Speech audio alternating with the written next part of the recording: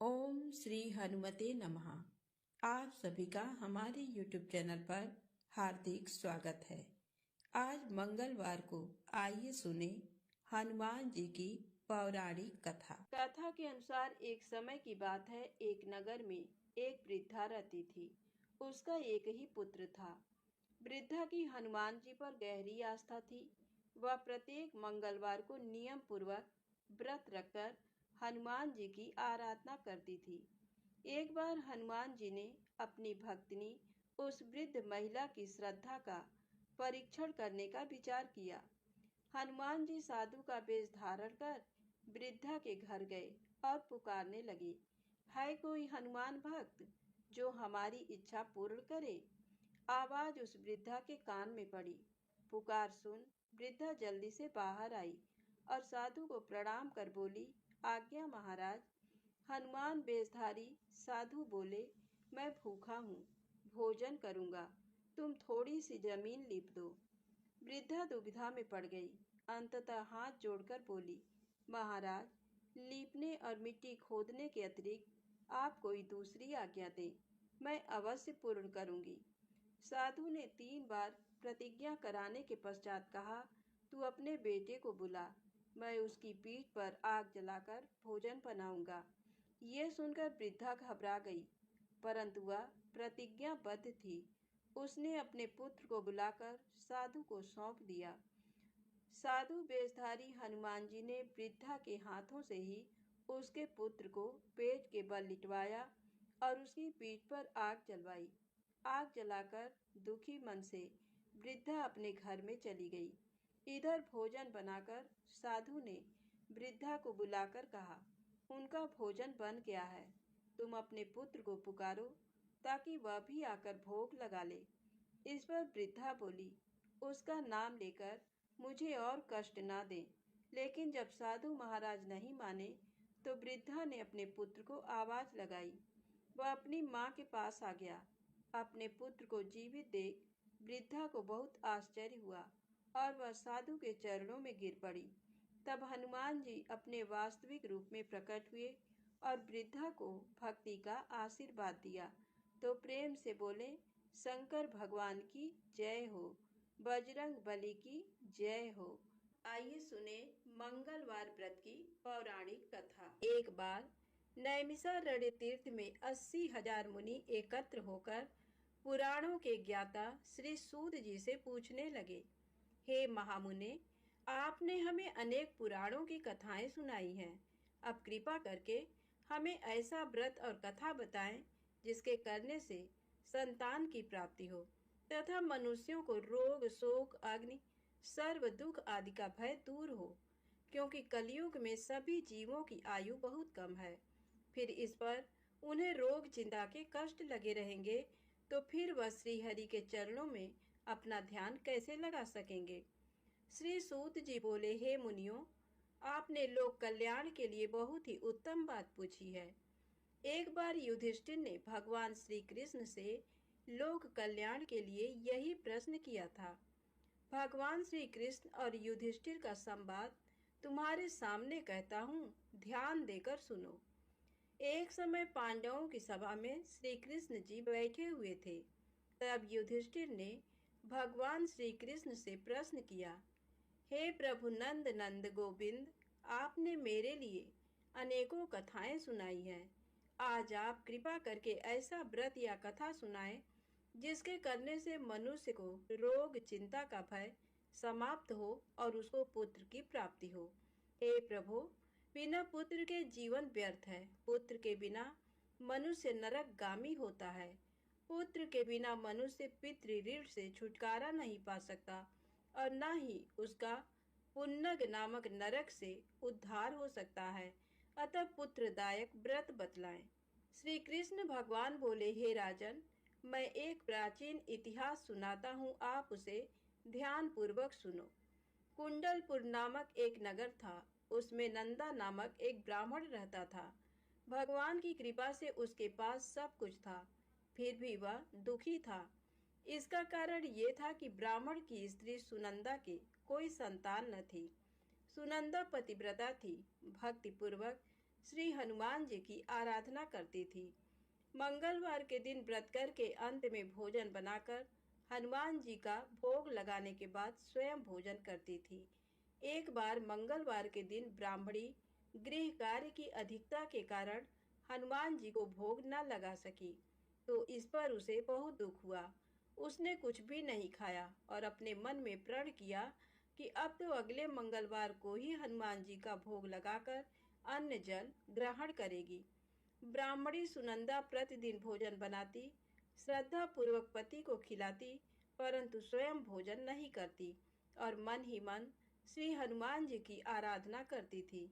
इसी प्रकार 6 दिन गुजर गए और ब्राह्मणी सुनंदा अपने निश्चय के अनुसार भूखी प्यासी निराहार रही और अगले मंगलवार को ब्राह्मणी सुनंदा प्रातः काल ही बेहोश होकर गिर पड़ी। ब्राह्मणी सुनंदा की इस असीम भक्ति के प्रभाव से श्री हनुमान जी बहुत प्रसन्न हुए और प्रकट होकर बोले, सुनंदा, मैं तेरी भक्ति से बहुत प्रसन्न हूँ, तू उठ और वर मांग। सुनंदा अपने आराध्य देव श्री हनुमान जी को देखकर आनंद की अधिकता से विह्वल हो श्री हनुमान जी के चरणों में गिरकर बोली, हे प्रभु, मेरी कोई संतान नहीं है, कृपा करके मुझे संतान प्राप्ति का आशीर्वाद दें, आपकी अति कृपा होगी। श्री महावीर जी बोले, तेरी इच्छा पूर्ण होगी, तेरे एक कन्या पैदा होगी, उसके अष्टांग प्रतिदिन सोना दिया करेंगे। इस प्रकार कहकर श्री महावीर जी अंतर्ध्यान हो गए। ब्राह्मणी सुनंदा बहुत हर्षित हुई और सभी समाचार अपने पति से कहा। ब्राह्मण देवकन्या का वरदान सुनकर कुछ दुखी हुए, परंतु सोना मिलने की बात सुनी तो बहुत प्रसन्न हुए। विचार किया कि ऐसी कन्या के साथ मेरी निर्धनता भी समाप्त हो जाएगी। श्री हनुमान जी की कृपा से वह ब्राह्मणी गर्भवती हुई और 10वें महीने में उसे बहुत ही सुंदर पुत्री प्राप्त हुई। ये बच्ची अपने पिता के घर में ठीक उसी तरह से बढ़ने लगी जिस प्रकार शुक्ल पक्ष का चंद्रमा बढ़ रहा है। 10वें दिन ब्राह्मण ने उस बालिका का नामकरण संस्कार कराया। उसके कुल पुरोहित ने उस बालिका का नाम रत्नावली रखा, क्योंकि ये कन्या सोना प्रदान किया करती थी। इस कन्या ने पूर्व जन्म में बड़े ही विधान से मंगल देव का व्रत किया था। रत्नावली का अष्टांग बहुत सा सोना देता था। उस सोने से नंदा ब्राह्मण बहुत ही धनवान हो गया। अब ब्राह्मणी भी बहुत अभिमान करने लगी थी। समय बीतता रहा। अब रत्नावली 10 वर्ष की हो चुकी थी। एक दिन जब नंदा ब्राह्मण प्रसन्न चित्त था, तब सुनंदा ने अपने पति से कहा, मेरी पुत्री रत्नावली विवाह के योग्य हो गई है, अतः आप कोई सुंदर तथा योग्य वर देखकर इसका विवाह कर दें। ये सुन ब्राह्मण बोला, अभी तो रत्नावली बहुत छोटी है। तब ब्राह्मणी बोली, शास्त्रों की आज्ञा है कि कन्या 8वें वर्ष में गौरी, 9 वर्ष में रोहिणी, 10वें वर्ष में कन्या, इसके पश्चात रसवला हो जाती हैं। गौरी के दान से पाताल लोक की प्राप्ति होती है, रोहिणी के दान से वैकुंठ लोक की प्राप्ति होती है, कन्या के दान से इंद्रलोक में सुखों की प्राप्ति होती है। अगर हे पतिदेव रजस्वला का दान किया जाता है तो घोर नरक की प्राप्ति होती है।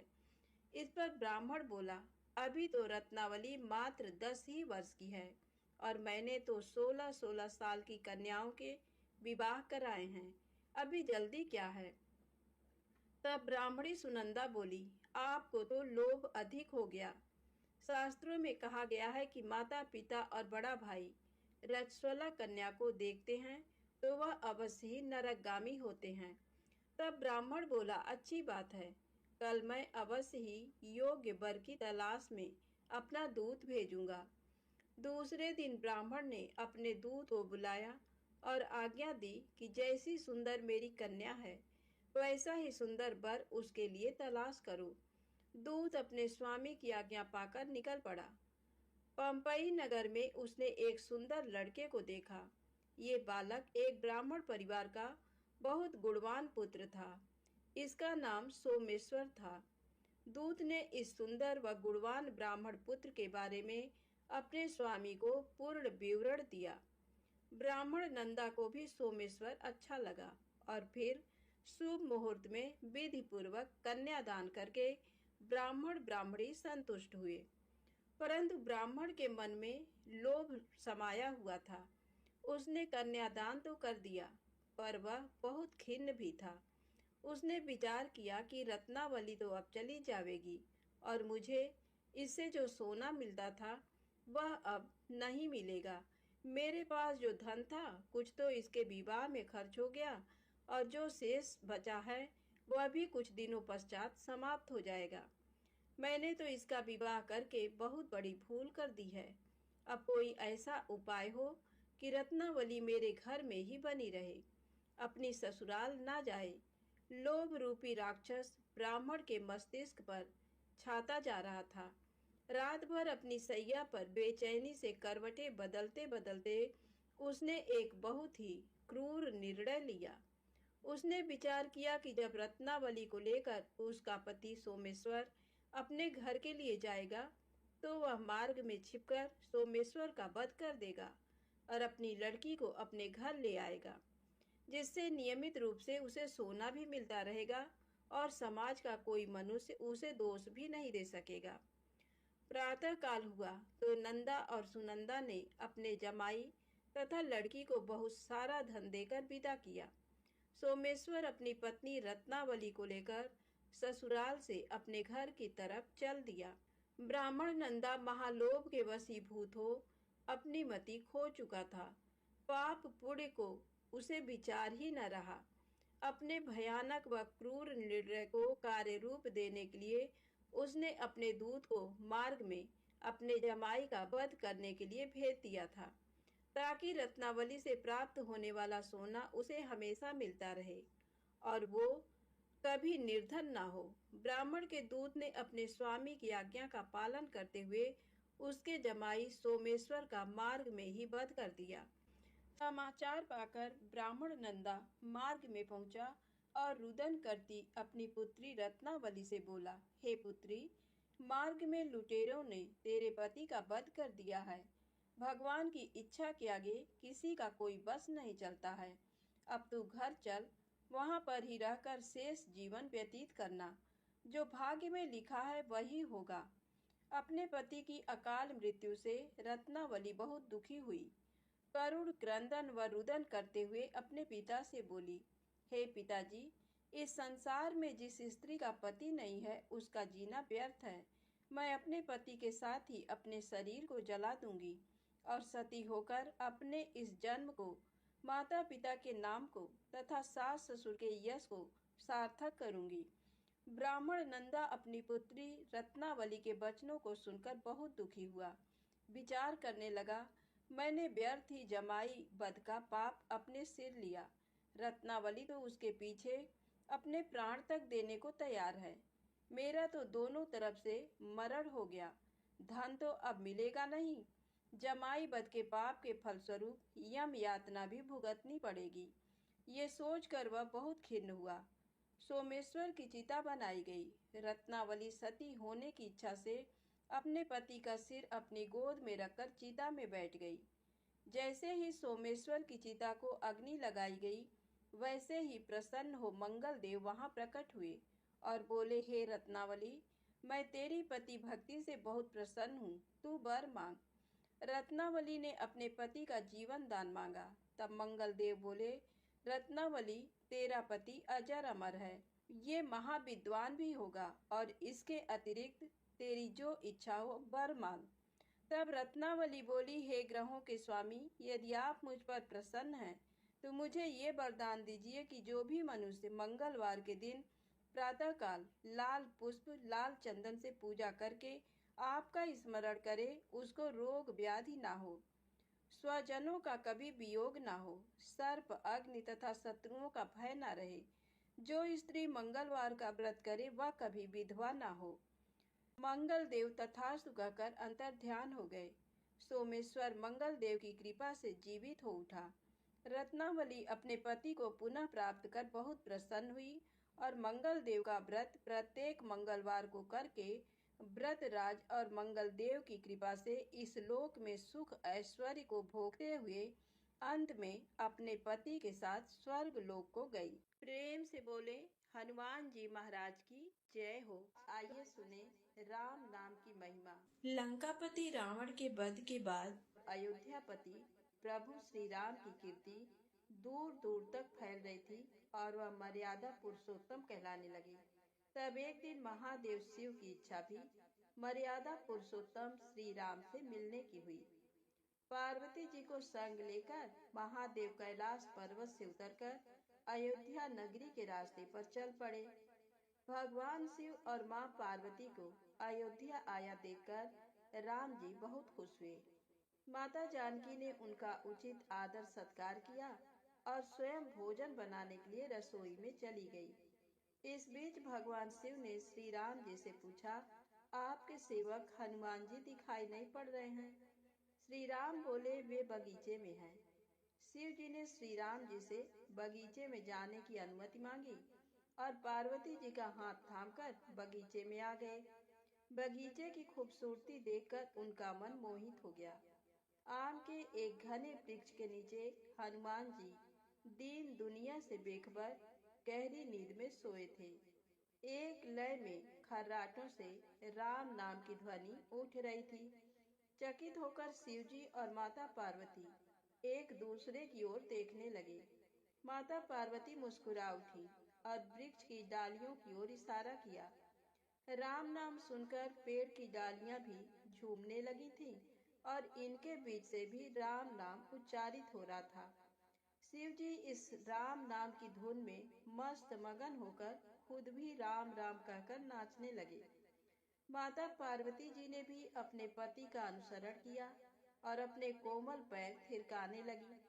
शिव जी और माता पार्वती जी के नृत्य में ऐसी झनकार उठी कि स्वर्ग लोक के देवता गण भी आकर्षित होकर बगीचे में आ गए और राम नाम की धुन में सभी मस्त हो गए। माता जानकी भोजन तैयार करके प्रतीक्षारत थी, परंतु संध्या घिरने तक भी अतिथि नहीं पधारे। तब अपने देवर लक्ष्मण जी को बगीचे में भेजा। लक्ष्मण जी तो स्वयं को श्री राम का सेवक ही मानते थे। अतः बगीचे में आकर जब उन्होंने धरती पर स्वर्ग का नजारा देखा तो खुद भी राम नाम की धुन में झूम उठे। महल में माता जानकी परेशान हो रही थी कि अभी तक भोजन ग्रहण करने कोई भी क्यों नहीं आया।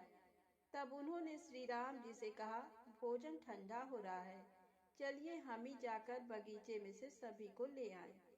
जब राम जी बगीचे में गए तो वहां राम नाम की धूम मची हुई थी। हनुमान जी गहरी नींद में सोए हुए थे और उनके खर्राटों से अभी तक राम नाम निकल रहा था। श्री राम भाव विह्वल हो उठे। राम जी ने हनुमान जी को नींद से जगाया और प्रेम से उनकी तरफ निहारने लगे। हनुमान जी प्रभु को आया देख शीघ्रता से उठ खड़े हुए। नृत्य की समा भंग हो गई। शिव जी खुले कंठ से हनुमान जी की राम भक्ति की सराहना करने लगे। हनुमान जी सकुचाए लेकिन मन ही मन खुश हो रहे थे। श्री सिया राम ने भोजन करने का आग्रह भगवान शिव जी से किया। सभी लोग महल में भोजन करने के लिए चल पड़े। माता जानकी भोजन परोसने लगी। हनुमान जी को भी श्री राम जी ने पंक्ति में बैठने का आदेश दिया। हनुमान जी बैठ तो गए, परंतु आदत ऐसी थी कि राम जी के भोजन करने के उपरांत ही सभी लोग भोजन करते थे। आज श्री राम के आदेश से पहले भोजन करना पड़ रहा था।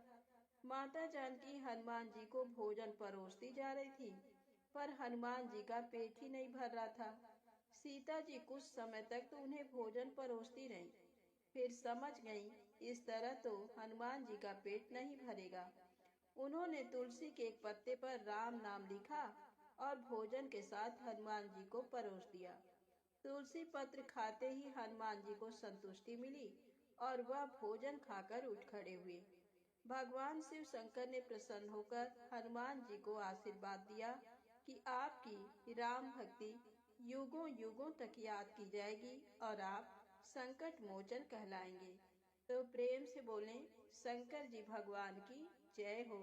संकट मोचन हनुमान जी की जय हो।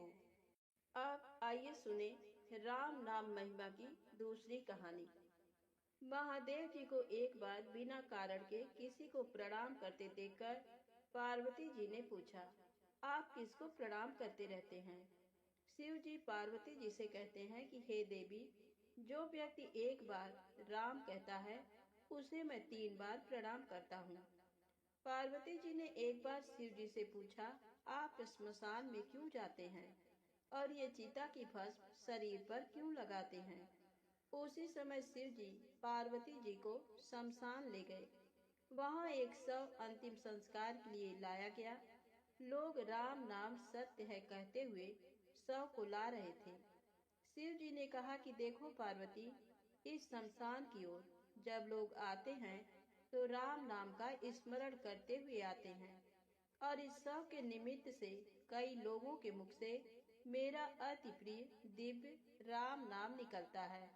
उसी को सुनने में शमशान में आता हूँ और इतने लोगों के मुख से राम नाम का जप करवाने में निमित्त बनने वाले इस शव का मैं सम्मान करता हूँ, प्रणाम करता हूँ और अग्नि में जलने के बाद उसकी भस्म को अपने शरीर पर लगा लेता हूँ।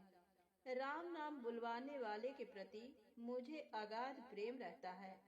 एक बार शिव जी कैलाश पर पहुँचे और पार्वती जी से भोजन मांगा। पार्वती जी विष्णु सहस्त्र नाम का पाठ कर रही थी। पार्वती जी ने कहा, अभी पाठ पूरा नहीं हुआ, कृपया थोड़ी देर प्रतीक्षा कीजिए। शिव जी ने कहा कि इससे तो समय और श्रम दोनों लगेंगे। संत लोग जिस तरह से सहस्त्र नाम को छोटा कर लेते हैं और नित्य जपते हैं, वैसा उपाय कर लो। पार्वती जी ने पूछा, वो उपाय कैसे करते हैं, मैं सुनना चाहती हूँ। तब शिव जी ने बताया, केवल एक बार राम कह लो, तुम्हें सहस्त्र नाम भगवान के 1000 नाम लेने का फल मिल जाएगा। एक राम नाम 1000 दिव्य नामों के समान है। पार्वती जी ने वैसा ही किया। भगवान बोले, श्री राम राम रामेति रमे रामे मनोरमे सहस्र नाम तत्तुल्यम राम नाम वरानने। ये राम नाम सभी आपदाओं को हरने वाला, सभी संपदाओं को देने वाला दाता है। सारे संसार को विश्राम शांति प्रदान करने वाला है। इसीलिए मैं इसे बार बार प्रणाम करता हूँ। भवसागर के सभी समस्याओं और दुख के बीजों को भूंज के रख देने वाला, समूल नष्ट कर देने वाला, सुख संपत्तियों को अर्जित करने वाला, यमदूतों को भगाने वाला केवल राम नाम का गर्जन जप है। प्रयास पूर्वक स्वयं भी राम नाम जपते रहना चाहिए और दूसरों को भी प्रेरित करके राम नाम जपवाना चाहिए। इससे अपना और दूसरों का तुरंत कल्याण हो जाता है। यही सबसे सुलभ और अचूक उपाय है। इसीलिए हमारे देश में प्रणाम राम राम कहकर किया जाता है। अब आइए सुने बिल्व वृक्ष की महिमा। एक बार नारद जी ने भगवान भोलेनाथ की स्तुति कर पूछा, प्रभु, आपको प्रसन्न करने के लिए सबसे उत्तम और सुलभ साधन क्या है? हे त्रिलोकीनाथ, आप तो निर्विकार और निष्काम हैं। आप सहज ही प्रसन्न हो जाते हैं। फिर भी मेरी जानने की इच्छा है कि आपको क्या प्रिय है। शिव जी बोले, नारद जी, वैसे तो मुझे भक्त के भाव सबसे प्रिय हैं। फिर भी आपने पूछा है तो बताता हूँ। मुझे जल के साथ साथ बिल्व पत्र बहुत प्रिय हैं। जो अखंड बिल्व पत्र मुझे श्रद्धा से अर्पित करते हैं, मैं उन्हें अपने लोक में स्थान देता हूँ। नारद जी भगवान शंकर और माता पार्वती की वंदना कर अपने लोक को चले गए। उनके जाने के पश्चात पार्वती जी ने शिव जी से पूछा, हे प्रभु, मेरी ये जानने की बड़ी उत्कट इच्छा हो रही है कि आपको बिल्व पत्र इतने प्रिय क्यों हैं। कृपा करके मेरी जिज्ञासा शांत करें। शिव जी बोले, हे शिवे, बिल्व के पत्ते मेरी जटा के समान हैं। उसका त्रिपत्र यानी 3 पत्ते ऋग्वेद, यजुर्वेद और सामवेद हैं। शाखाएं समस्त शास्त्र का स्वरूप हैं। बिल्व वृक्ष को आप पृथ्वी का कल्प वृक्ष समझें, जो ब्रह्मा विष्णु शिव स्वरूप हैं। स्वयं महालक्ष्मी ने शैल पर्वत पर बिल्व वृक्ष रूप में जन्म लिया था। ये सुनकर पार्वती जी कौतूहल में पड़ गईं। उन्होंने पूछा, देवी लक्ष्मी ने आखिर बिल्व वृक्ष का रूप क्यों लिया? आप ये कथा विस्तार से कहें। तब भोलेनाथ ने देवी पार्वती को कथा सुनानी शुरू की। हे देवी, सतयुग में ज्योति रूप में मेरे अंश का रामेश्वर लिंग था। ब्रह्मा आदि देवों ने उसका विधिवत पूजन अर्चन किया था। फलतः मेरे अनुग्रह से वाग देवी सबकी प्रिया हो गईं। वे भगवान विष्णु को सतत प्रिय हो गईं। मेरे प्रभाव से भगवान केशव के मन में वाग देवी के लिए जितनी प्रीति हुई, वह स्वयं लक्ष्मी को नहीं भाई। अतः लक्ष्मी देवी चिंतित और रुष्ट होकर परम उत्तम श्रीशैल पर्वत पर चली गईं। वहां उन्होंने मेरे विग्रह की उग्र तपस्या प्रारंभ कर दी। हे परमेश्वरी, कुछ समय बाद महालक्ष्मी जी ने मेरे विग्रह से थोड़ा ऊर्ध्व में एक वृक्ष का रूप धारण कर लिया और अपने पत्र पुष्प द्वारा निरंतर मेरा पूजन करने लगी। इस तरह उन्होंने कोटि वर्ष तक आराधना की। अंततः उन्हें मेरा अनुग्रह प्राप्त हुआ। महालक्ष्मी ने मांगा कि श्री हरि के हृदय में मेरे प्रभाव से वाग्देवी के लिए जो स्नेह हुआ है वह समाप्त हो जाए। शिव जी बोले, मैंने महालक्ष्मी को समझाया कि श्री हरि के हृदय में आपके अतिरिक्त किसी और के लिए कोई प्रेम नहीं है। वाग्देवी के प्रति तो उनकी श्रद्धा है। ये सुनकर श्री लक्ष्मी जी प्रसन्न हो गईं और पुनः श्री विष्णु के हृदय में स्थित होकर निरंतर उनके साथ विहार करने लगी। हे पार्वती, महालक्ष्मी के हृदय का एक बड़ा विकार इस प्रकार दूर हुआ था। इस कारण हरिप्रिया उसी वृक्ष रूप में सर्वदा अतिशय भक्ति से भरकर यत्न पूर्वक मेरी पूजा करने लगी। बिल्व इस कारण मुझे बहुत प्रिय है और मैं बिल्व वृक्ष का आश्रय लेकर रहता हूँ। बिल्व वृक्ष को सदा सर्व तीर्थमय एवं सर्व देवमय मानना चाहिए, इसमें तनिक भी संदेह नहीं है। बिल्व पत्र, बिल्व फूल, बिल्व वृक्ष अथवा बिल्व काष्ठ के चंदन से जो मेरा पूजन करता है वह भक्त मेरा प्रिय है। बिल्व वृक्ष को शिव के समान ही समझो, वह मेरा शरीर है। जो बिल्व पर चंदन से मेरा नाम अंकित करके मुझे अर्पण करता है, मैं उसे सभी पापों से मुक्त करके अपने लोक में स्थान देता हूँ।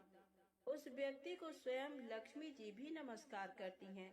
जो बिल्व मूल में प्राण छोड़ता है उसको रुद्र देह प्राप्त होता है। तो प्रेम से बोले, विष्णु भगवान माता लक्ष्मी की जय हो। शंकर भगवान माँ गौरी माता की जय हो। अब आइए सुने मंगलवार को सुनी जाने वाली मंगला गौरी माता की पौराणिक कथा। कुरु देश में श्रुतकीर्ति नामक एक विद्वान, कीर्तिशाली, शत्रुओं का नाश करने वाला, 64 कलाओं का ज्ञाता तथा धनुर्विद्या में कुशल राजा हुआ था। पुत्र के अतिरिक्त अन्य सभी शुभ चीजें उस राजा के पास थी। अतः वह राजा संतान के विषय में अत्यंत चिंतित हुआ और जब ध्यान पूर्वक देवी की आराधना करने लगा, तब उसकी कठोर तपस्या से देवी प्रसन्न हो गईं और उससे ये वचन बोली, हे सुब्रत, वर मांगो। श्रुतकीर्ति बोला, हे देवी, यदि आप मुझ पर प्रसन्न हैं तो मुझे सुंदर पुत्र दीजिए। हे देवी, आपकी कृपा से अन्य किसी भी वस्तु का अभाव नहीं है। उसका ये वचन सुनकर पवित्र मुस्कान वाली देवी ने कहा, हे राजन, तुमने अत्यंत दुर्लभ वर मांगा है, फिर भी कृपावश मैं तुम्हें अवश्य दूंगी।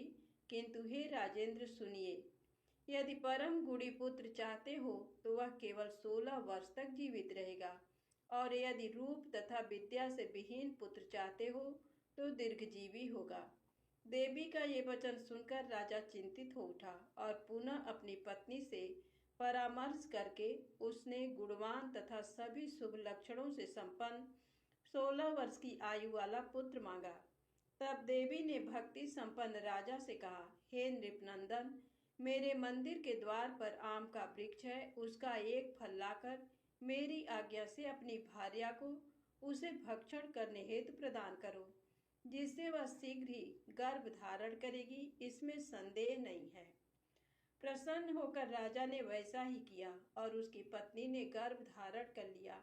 10वें महीने में उसने देव तुल्य सुंदर पुत्र को जन्म दिया।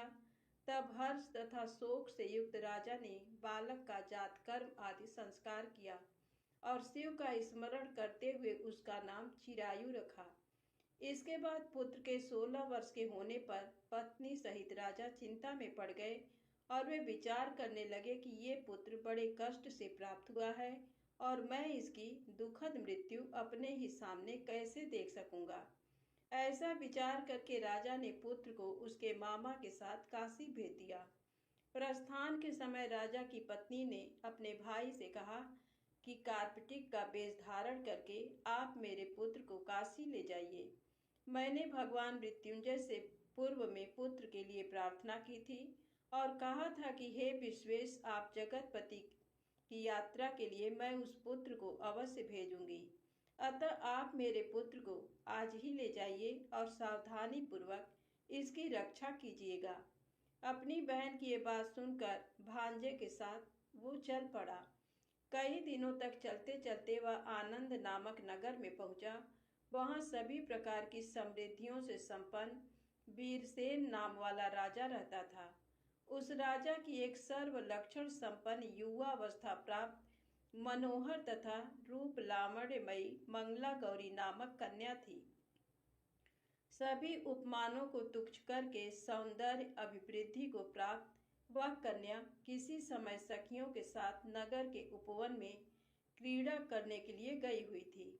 उसी समय वह चिरायु तथा उसका मामा वे दोनों भी वहां पहुंच गए और उन कन्याओं को देखने की लालसा से वहीं विश्राम करने लगे। इसी बीच विनोद पूर्वक क्रीड़ा करती हुई उन कन्याओं में से किसी एक ने कुपित होकर राजकुमारी को राणा ये कुवचन कह दिया। तब उस अशुभ वचन को सुनकर राजकुमारी ने कहा, तुम अनुचित बात क्यों बोल रही हो? मेरे कुल में तो इस प्रकार की कोई नहीं है। मंगला गौरी की कृपा से तथा उनके व्रत के प्रभाव से विवाह के समय जिसके सर पर मेरे हाथ से अक्षत पड़ेंगे, हे सखी, वह यदि अल्प आयु वाला होगा तो भी चिरंजीवी हो जाएगा। इसके बाद वह सभी कन्याएं अपने अपने घर चली गईं। उसी दिन राजकुमारी का विवाह था। बाहलीग देश के दृढ़धर्मा नामक राजा के सुकेतु नाम वाले पुत्र के साथ उसका विवाह निश्चित किया गया था। वह सुकेतु विद्याहीन, कुरूप तथा बहरा था। तब सुकेतु के साथ आए हुए उन लोगों ने विचार किया कि इस समय कोई दूसरा श्रेष्ठ वर ले जाना चाहिए और विवाह संपन्न हो जाने के बाद वहां सुकेतु पहुंच जाए। उन लोगों ने चिरायु के मामा के पास जाकर याचना की कि आप इस बालक को हमें दे दीजिए, जिससे हमारा कार्य सिद्ध हो जाए। इस पृथ्वी पर परोपकार के समान दूसरा कोई धर्म नहीं है। उनकी बात सुनकर चिरायु का मामा मन ही मन बहुत प्रसन्न हुआ, क्योंकि इसने उपवन में पहले ही कन्या मंगला गौरी की बात सुन ली थी। फिर भी उसने एक बार कहा कि आप लोग इसे किस लिए मांग रहे हैं? कार्य की सिद्धि हेतु वस्त्र, अलंकार आदि मांगे जाते हैं, वर तो कहीं भी नहीं मांगा जाता। तथापि आप लोगों का सम्मान रखने के लिए मैं इसे दे रहा हूँ। इसके बाद चिरायु को वहां ले जाकर उन लोगों ने विवाह संपन्न कराया। सप्तपदी आदि के हो जाने पर रात्रि में शिव पार्वती की प्रतिमा के समक्ष उस चिरायु ने हर्ष युक्त होकर मंगला गौरी के साथ शयन किया। उसी दिन चिरायु के 16 वर्ष पूर्ण हो चुके थे और अर्धरात्रि में साक्षात्कार सर्प रूप में वहां आ गया। इसी बीच संयोगवश राजकुमारी जाग गई। उसने उस महासर्प को वहां देखा और वह भय से व्याकुल होकर कांपने लगी। तभी उस कन्या ने धैर्य धारण 16 उपचारों से सर्प की पूजा की और पीने के लिए उसे दूध दिया। उसने दीनता भरी वाणी में उस सर्प की प्रार्थना तथा स्तुति की। मंगला गौरी प्रार्थना करने लगी कि मैं उत्तम व्रत को करूंगी, जिससे मेरे पति जीवित रहें। ये जिस तरह से चिरकाल तक जीवित रहें, आप वैसा कीजिए। इतने में सर्प वहां स्थित एक कमंडल में प्रवेश कर गया और उस मंगला गौरी ने अपनी कंचुकी से उस कमंडल का मुंह बांध दिया। इसी बीच उसका पति अंगड़ाई लेकर जाग गया और अपनी पत्नी से बोला, हे प्रिय, मुझे भूख लगी है। तब वह अपनी माता के पास जाकर खीर, लड्डू आदि ले आई और उसके द्वारा दिए भोज्य पदार्थ को उसने प्रसन्न मन होकर खाया। भोजन के पश्चात हाथ धोते समय उसके हाथ से अंगूठी गिर पड़ी। तांबूल खाकर वह पुनः सो गया। इसके बाद मंगला गौरी कमंडल को फेंकने के लिए जाने लगी। विधि की कैसी गति है कि उस कमंडल में से बाहर की ओर जगमग करती हुई हार कांति को देखकर वह आश्चर्यचकित हो गई। घट में स्थित उस हार को उसने अपने कंठ में धारण कर लिया। इसके बाद कुछ रात शेष रहते ही चिरायु का मामा आकर उसे ले गया। इसके बाद वर पक्ष के लोग सुकेतु को वहां ले आए। उसे देख मंगला गौरी ने कहा कि ये मेरा पति नहीं है। तब उन सभी ने उससे कहा, हे सुबे, तुम ये क्या बोल रही हो? यहाँ तुम्हारा कोई परिचायक हो तो उसे हम लोगों को बताओ। मंगला गौरी बोली, जिसने रात्रि में 9 रत्नों से बनी अंगूठी दी है, उसकी अंगुली में इसे डालकर परिचायक निशानी देख ले। मेरे पति ने रात्रि में मुझे जो हार दिया था उसके रत्नों का समुदाय कैसा है, इस बात को ये बताएं। ये तो कोई अन्य ही है। इसके अतिरिक्त रात्रि में आम सींचते समय उनका पैर कुमकुम से लिप्त हो गया था। वह मेरी जांघ पर अब भी विद्यमान है। उसे आप लोग शीघ्र देख लें। साथ ही रात में परस्पर भाषण तथा भोजन आदि जो कुछ किया गया था उसे भी ये बता दें, तब ये निश्चय ही मेरे पति हैं। इस प्रकार उसका वचन सुनकर सभी ठीक है कहने लगे, किंतु जब एक भी बात न मिली तब सभी ने सुकेतु को उसका पति होने से निषिद्ध कर दिया और वर पक्ष वाले जिस तरह से आए थे उसी तरह से चले गए। उसके बाद अपने वंश को बढ़ाने वाले महान यश से संपन्न तथा परम मनस्वी मंगला गौरी के पिता ने अन्न पान आदि का सत्र चलाया। उन्होंने वर पक्ष का वृत्तांत कानों कान सुन लिया कि स्वरूप से कुरूप होने के कारण लोगों के द्वारा किसी अन्य को वर के रूप में आदर पूर्वक लाया गया था। तब उन्होंने अपनी कन्या को पर्दे के भीतर बिठा दिया। उसके बाद 1 वर्ष बीतने पर यात्रा करके चिरायु अपने मामा के साथ ये देखने आया कि विवाह के बाद वहाँ क्या हुआ। तब उसे गवाक्ष के भीतर से देखकर वह मंगला गौरी अत्यंत प्रसन्न हुई और माता पिता से बोली कि मेरे पति आ गए हैं। राजा ने अपने सुहित जनों को बुलाकर पूर्व में कहे गए सभी परिचायकों को निशानी को देखकर मंद मुस्कान वाली अपनी कन्या चिरायु को सौंप दी। राजा ने शिष्ट जनों को साथ लेकर विवाह का उत्सव कराया। इसके बाद राजा वीरसेन ने वस्त्र, आभूषण आदि, सेना, घोड़े, रथ और अन्य भी बहुत सी सामग्रियां देकर उन्हें विदा किया। उसके बाद कुल को आनंदित करने वाला वह चिरायु पत्नी तथा मामा को साथ लेकर सेना के साथ अपने नगर पहुंचा। लोगों के मुख से उसे आया हुआ सुनकर उसके माता पिता को विश्वास नहीं हुआ। उन्होंने सोचा कि प्रारब्ध अन्यथा कैसे हो सकता है। इतने में वह अपने माता पिता के पास आ गया और स्नेह से परिपूर्ण वह चिरायु भक्तिपूर्वक उनके चरणों में गिर पड़ा। तब अपने पुत्र का मस्तक सूंघ कर उन दोनों ने परम आनंद प्राप्त किया। पुत्रवधू मंगला गौरी ने भी सास ससुर को प्रणाम किया। तब सास उसे अपनी गोद में बिठाकर सारा वृत्तांत शीघ्रता पूर्वक पूछने लगी। हे महामुने, तब पुत्र वधू ने भी मंगला गौरी के उत्तम व्रत महात्म तथा जो कुछ घटित हुआ था वह सब वृत्तांत बताया। जो कोई भी इसका श्रवण करता है अथवा जो इसे कहता है उसके सभी मनोरथ पूर्ण हो जाते हैं, इसमें संदेह नहीं है। धन्यवाद। प्रेम से बोले मंगला गौरी माता की जय हो।